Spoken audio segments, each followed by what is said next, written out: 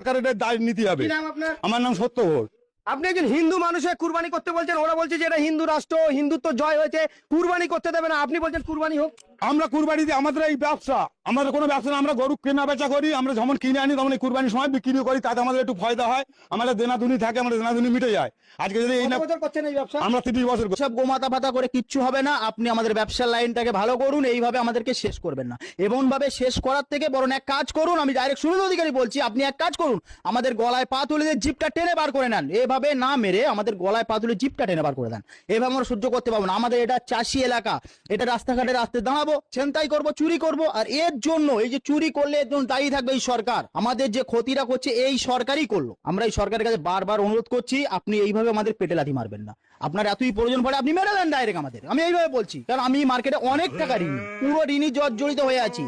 এই কুরবানি ঈদ না করতে পারলে আমার ঋণও শুধবে না, লোক আমাকে ছিঁড়ে খাবে চারিদিক থেকে। আমি এইভাবে ঋণের বোঝা নিয়ে মাথায় বাঁচতে পারবো না। আমি যদি দায়ী থাকবে এই সরকার, ভারতের বুকে ইতিহাস হোক, এই সরকার আমাকে মেরেছে। আমি আবারও বলছি, মিডিয়ার সামনে অন ক্যামেরায় বলছি, এই সরকার আমাকে মেরেছে।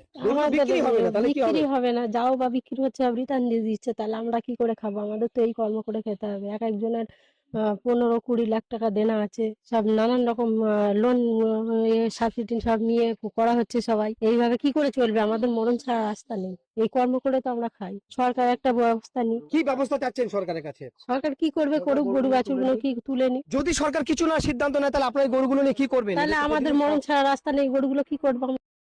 সরকারের দায় নিতে হবে। কি নাম আপনার? আমার নাম সত্য ঘোষ। আপনি একজন